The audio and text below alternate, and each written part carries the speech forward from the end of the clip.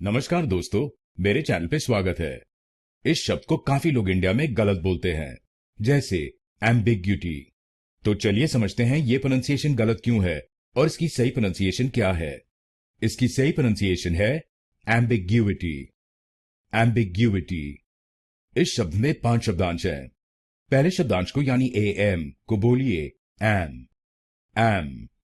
दूसरे शब्दांश को यानी बी आई को बोलिए बे बे।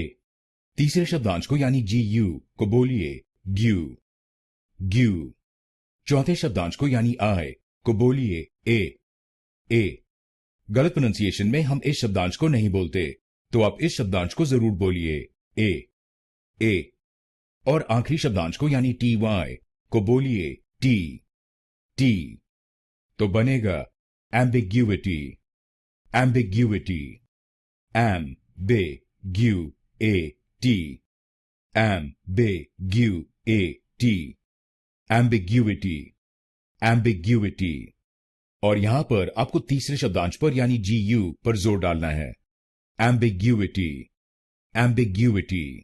गलत प्रोनाउंसिएशन में हम दूसरे शब्दांश पर यानी बी आई पर जोर डालते हैं, एम्बिग्यूटी। तो आप इस शब्द को एम्बिग्यूटी नहीं बोलिए, आप इसको बोलिए एम्बिग्यूटी। एम्बिग्यूटी। अब आप जान गए इस शब्द की सही प्रोनाउंसिएशन। अगर आपको वीडियो पसंद आया तो वीडियो को लाइक कीजिए और चैनल को सब्सक्राइब कीजिए। धन्यवाद।